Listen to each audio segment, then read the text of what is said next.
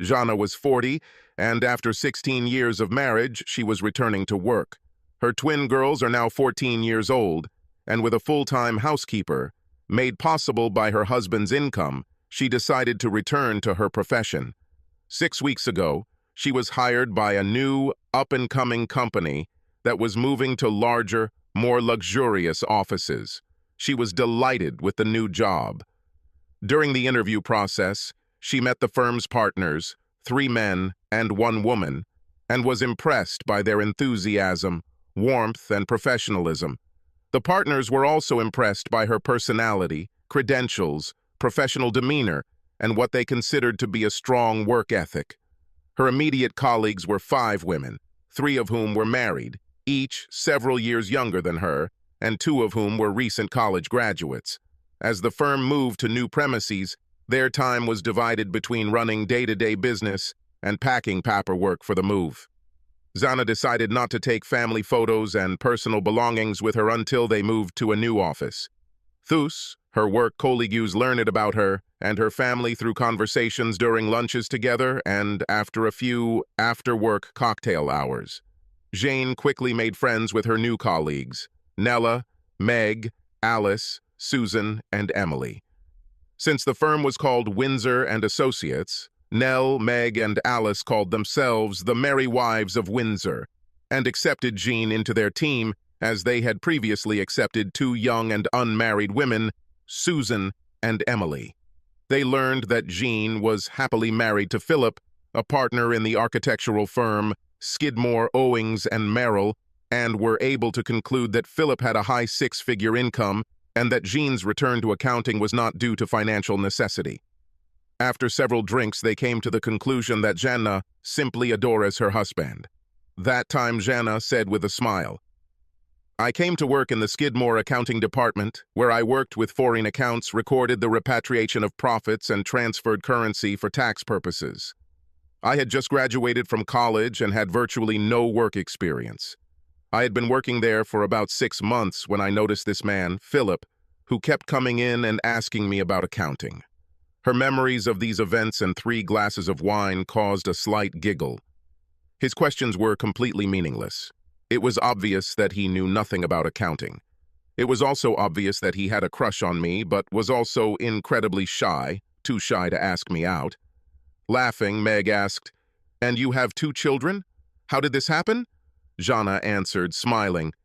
As usual, all the girls laughed heartily, and Jana continued, "About 3 more months passed, and finally, he plucked up the courage and asked me out on a date.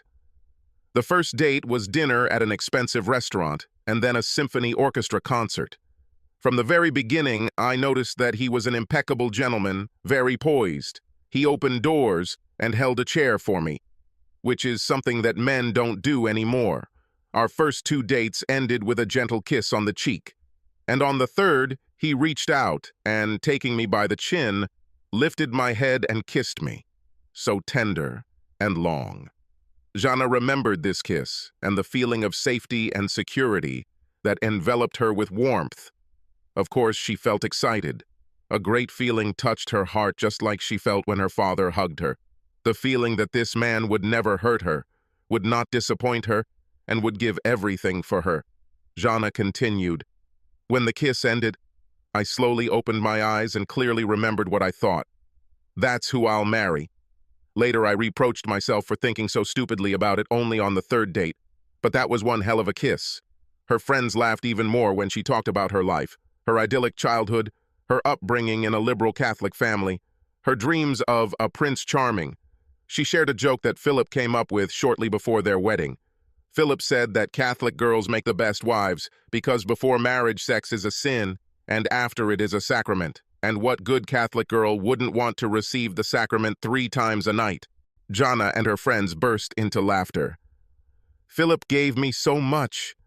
A wonderful feeling of being adored, and what I would call the romance of a fairy tale. He is very romantic. Even after so many years, she brings me flowers on a whim. And when she tells me that I'm beautiful, it's because she really believes it. And I gave him something in return. Confidence. When we met, he was so painfully shy. He said that after he won my heart, he felt invincible. He could do anything.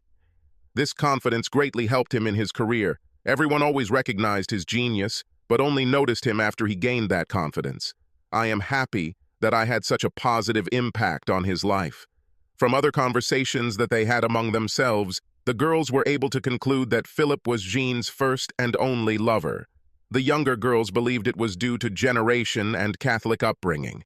The cheerful wives found this strange. Jean did not look depressed and was certainly not a moralizing fanatic. It seemed unthinkable to them that such a bright, beautiful, and charming woman as Jana would limit her sexual experience to one partner. At one dinner with two young women, Susan, recently engaged, asked Jean, "You've been married for 16 years, and what do you think makes a successful marriage?" Jana replied, "Of course, love, but also trust and respect, but also the willingness to compromise." Emily interrupted, "Everyone says what a wonderful accountant you are and how valuable you are to the company. We all enjoy working with you. Everyone knows that you will become a partner, possibly within a year. Do you regret putting your career on hold to become a housewife and mother? Is this a compromise that you made to allow your husband's career to develop and yours to be interrupted? Did your husband give you the right to choose?" Jana replied, "It was completely my choice. When I told Philip about my decision to stay home after having my children, he said he would support any decision I made to return to work.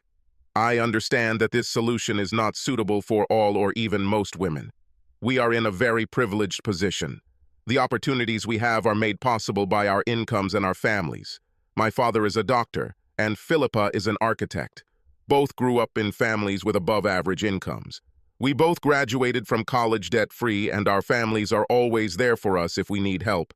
And Philip's career was already on the threshold when we decided to have children. I wouldn't call it a compromise. That's exactly what I wanted. And over time, I realized that I would rather be with my girls than go back to work. I am sure that many women think differently, and that is their right. I believe that a woman can have a career and at the same time be a good mother, and I will never criticize the choice of another woman." Jana continued, "By compromise, I mean a situation where there is a choice, and each of you has your own ideas. The best example was our honeymoon." Susan intervened. "He must have been good." "Oh, that's true," said Jana, and they all laughed in unison.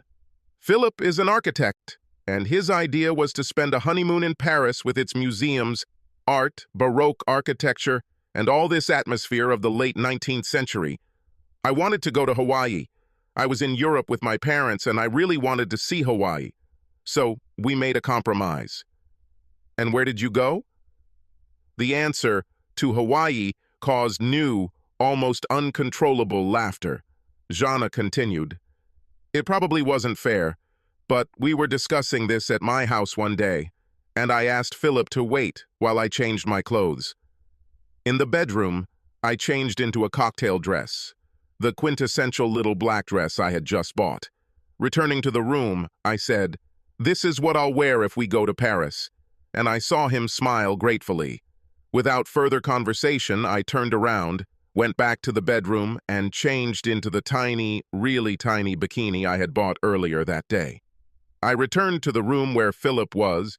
He was reading some magazine.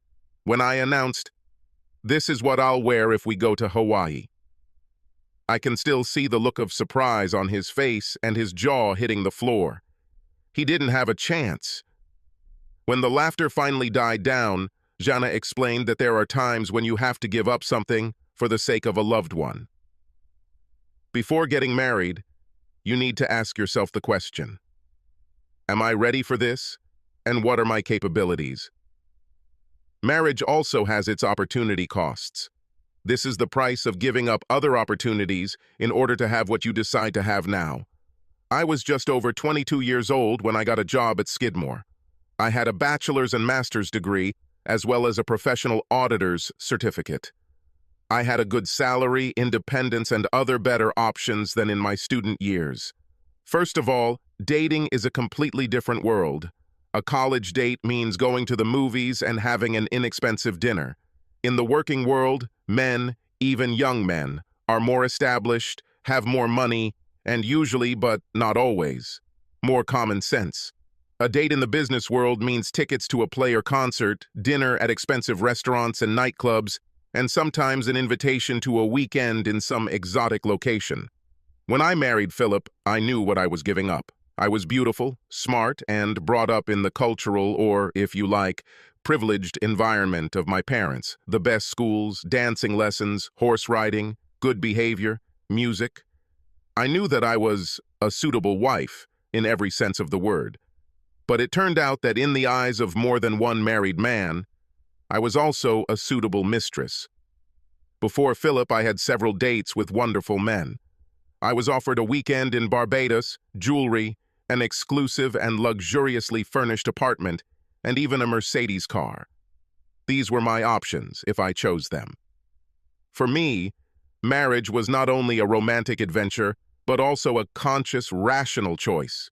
And before making this decision, I thought a lot.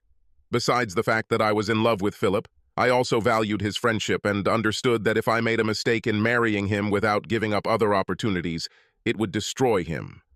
Whether you should get married or not largely depends on whether you are ready to take on such a commitment. In our marriage, there were not always rivers of milk and banks of jelly, but I can honestly say that, as in the Edith Piaf song, Je ne regrette rien, I do not regret anything. Emily replied, "It's wonderful that your life and marriage have been so rich.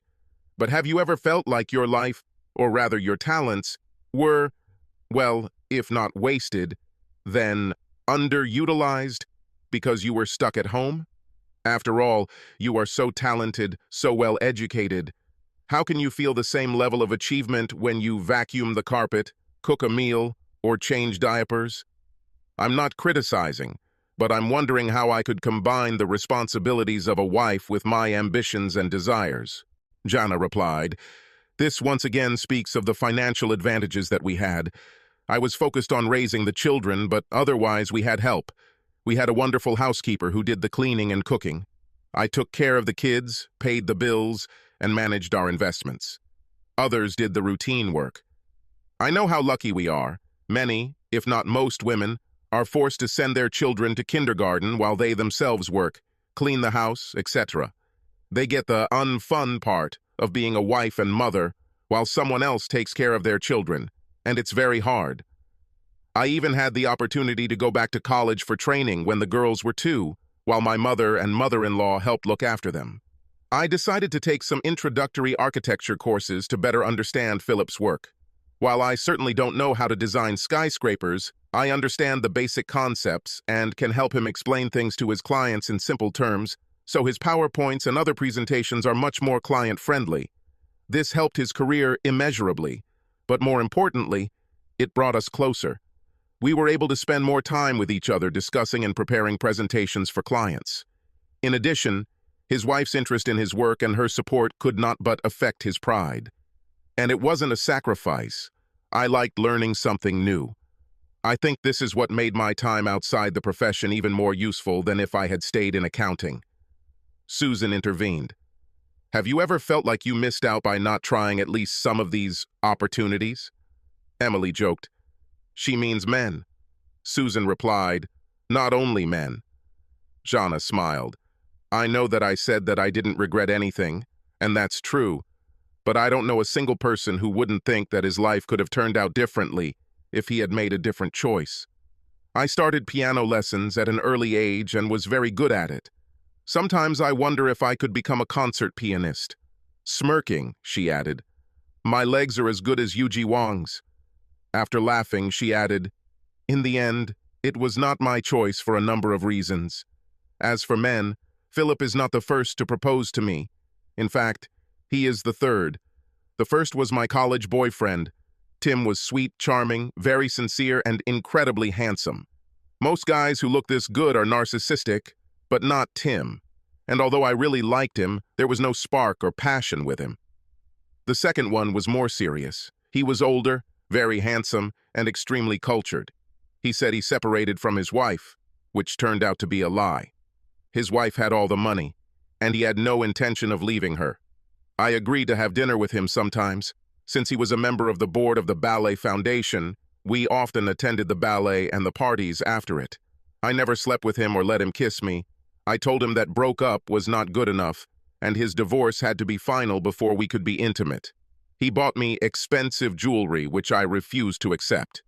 He wanted to rent an apartment for me, to which I answered no. But despite everything, I began to fall in love with him. If I had let this continue, I know he would have taken me to bed.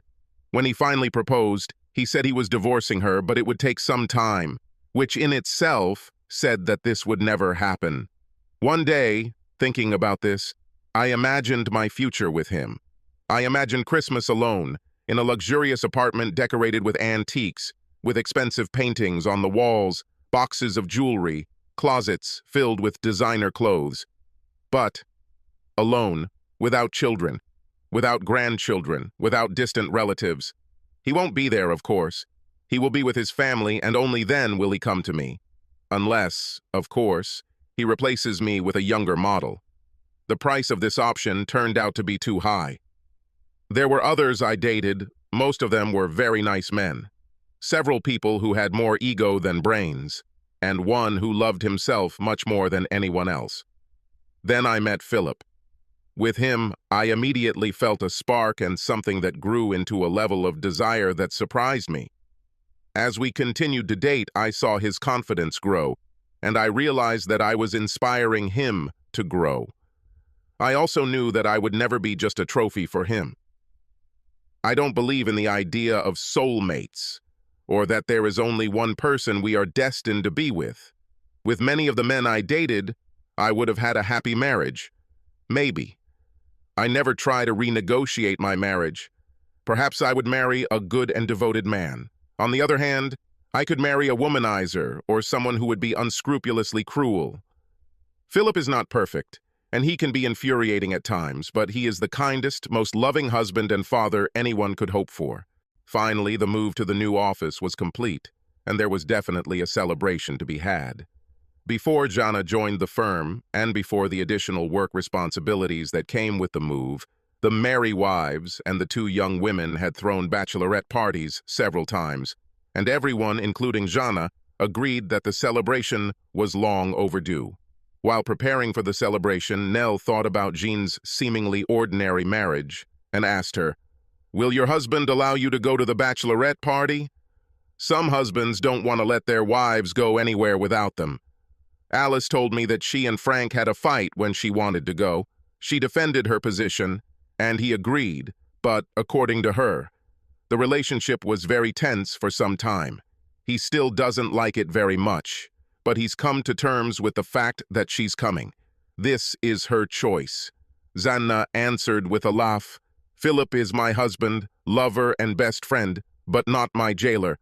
I told him that we were planning to spend the evening, and he told me how glad he was that I had such good friends at work, and that it was good for me to spend time with them. He trusts me completely. He knows he can do it." Everything was ready. They went to the Sans Souci Club, located directly next to the Le Méridien Hotel. The club was elegant and, in Nell's words, upscale.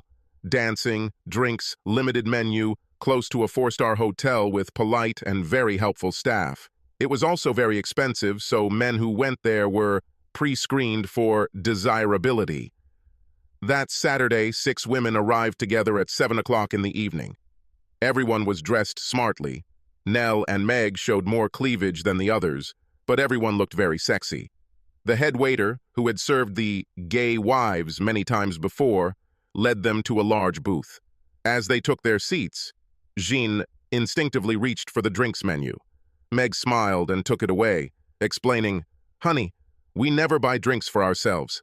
A minute later, 2 waiters appeared with a tray containing flutes of champagne and 3 bottles of champagne on each tray, 1 bottle for each of them. Jana began to say that they had not ordered anything, but Meg touched her hand and smiled. The waiter said with aplomb, "Best wishes from the gentleman at the bar." Everyone looked towards the bar and saw a respectable middle-aged man at the end of the bar who smiled, nodded, and then turned away to answer a call on his cell phone. Meg smiled and said, "I wonder who or how many of us he wants." A girlish giggle was heard in response. The waiter opened the bottles and poured champagne. The glasses were large and held about a quarter of the bottle. The men in the club admired the 6 women, but did not dare approach them to dance or chat. Grateful that someone else had bought the wine, they waited while their intended prey drank a few glasses of champagne, which would lower their resistance and, they hoped, increase their libido. The girls hurried to enjoy one and then a second glass of champagne. There will be more drinks later. Jana turned out to be less tolerant of alcohol than her colleagues, and she began to feel the effect of the second glass a little earlier. Encouraged by the second glass, she drank the third. The men circled around and then came closer. The younger women were invited to dance first. After some time, a man walked towards their booth and bought champagne. Alice remarked, "How delicious he is." Nell and Meg verbally agreed with their friend's assessment, using less delicate terms than delicious. Jean just smiled, appreciating the handsome man whose eyes were fixed on her. Approaching their booth, the man extended his hand to Jana. "May I invite you to dance?" She swallowed hard, and without saying a word, placed her hand in his. The orchestra played only slow melodies. It was assumed that the dancing couples were lovers or future lovers, and all physical activity would take place later and off the dance floor. The man kept Gina at a polite distance as they danced, smiling warmly at each other. Watching her friend, Meg remarked, "Wow, I didn't expect this." Nell replied, "I wonder what hubby will think," to which Alice replied, "She's not doing anything wrong." Nell intervened, "Not yet." And then she continued, "But perhaps she will be the first of us to have sex today." Alice replied, "She loves her husband. You heard what she said. She won't have sex with some stranger." Nell said with confidence, "Come on." She was caught quite tightly. Apparently, her husband is the only man she has ever had. She's already over 40, and if she wants to have some fun in her life, she better hurry up. On the dance floor, Jean thought about how handsome this man was, looking into his eyes. During the second dance, the man moved closer to her, and she felt herself melting in his arms. Champagne, music, his hugs, all this did not allow her to think about anything except this moment. He moved even closer, and she laid her head on his shoulder. She felt the warmth of his breath, and his lips brushed against her ears as he whispered, telling her how beautiful and desirable she was. Then, with 2 fingers of the hand holding her waist, he drew a line down her back, starting at the base of her neck, then moving down and back to her waist. The black dress was backless, and its touch on her bare skin tingled with electricity. The man heard her sigh slightly, and then purr. As he pulled her even closer to him, she felt his dignity pressing into her stomach. She had heard that men's assets differed in size, and that for some women size was everything, and she had always thought that was stupid. She knew that the most important organ was the brain, the imagination and creativity it could produce as wave after wave of neurochemicals washed over the senses. However, her thoughts drifted from the present moment to her imagination. She imagined them in the hotel room. Here he stands behind her, clasping her waist and covering her neck with soft, leisurely kisses. In her imagination, she felt him unbutton her dress, throw it off her shoulders, and lower it to her waist. His hands on the bare skin of her stomach slowly rise to gently cup her breasts. Unclasping her bra, he runs the backs of his fingers over the soft skin of her breasts. Her breasts are especially sensitive to touch, and for a man, they are the perfect combination of firmness and elasticity. She imagined the man turning her around to face him, his hands removing her bra, and it unceremoniously falling to the floor along with her dress. Her breathing, both in the present and in her imagination, quickened. Mentally, she looks at the man with a slight smile, pulling his jacket off his shoulders and sending it to the floor.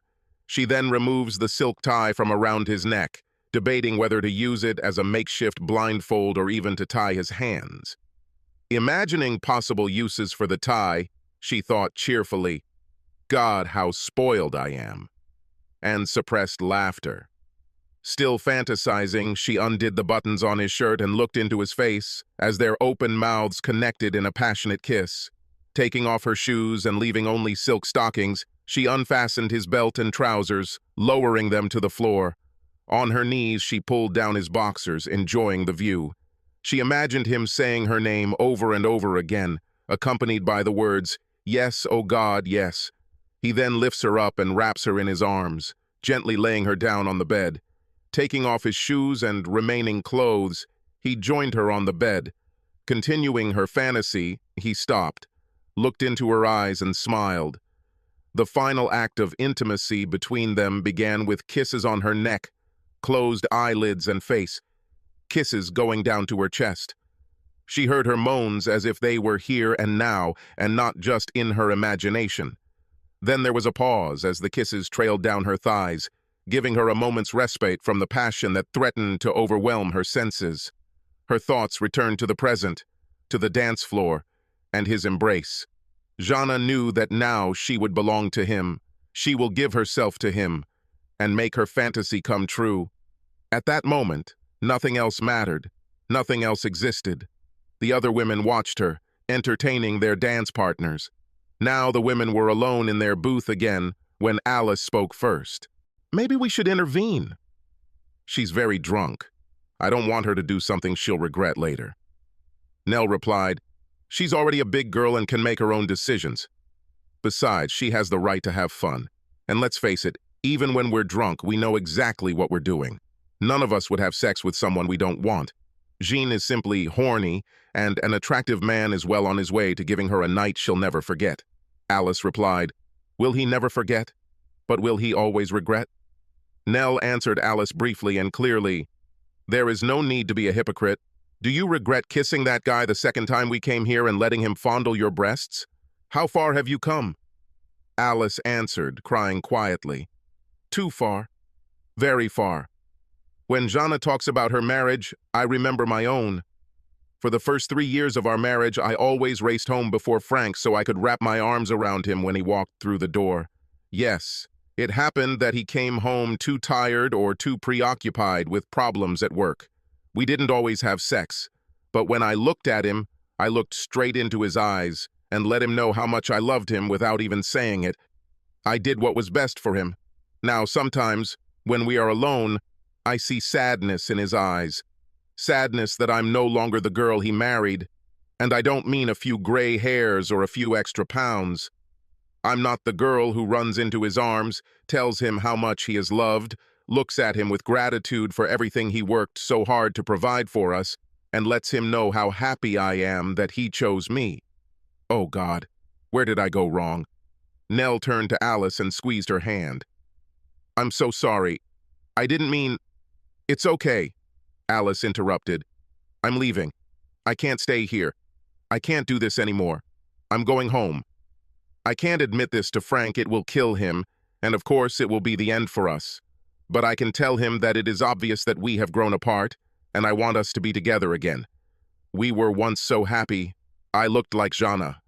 I want it again. Fuck it. I want it again." Meg suddenly spoke up. "Everything is different for me. Remember the movie Love Actually, when Emma Thompson's character finds a gold medallion in her husband's coat pocket? She's so happy, and then for Christmas, he gives her a CD and she realizes the locket was meant for someone else. So it is with me. I don't know if it was just flirting, an affair, but the necklace George bought was not for me. This happened 2 years ago. I never talked to him about this. The scary thing is that I still love him. I love him, but I had other men. I've been with other men. What a euphemism. I cheated on him. And after each time I returned home, locked myself in the bedroom and cried. What did I do 2 years ago to make him stop loving me?" All three looked up and saw Jeanne approaching their booth with the man she had been dancing with all evening. She was, if not drunk, then at least tipsy. All three froze, wondering what to do or say. Jeanne, holding the man's hand, reached for a glass of champagne, drank about half of it and put the glass away.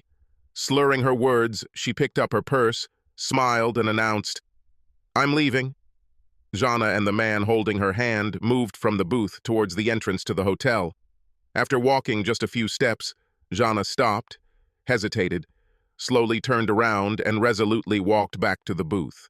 The man followed her with curiosity on his face. When he looked at her, she said to her friends, "Sorry, I almost made a terrible mistake."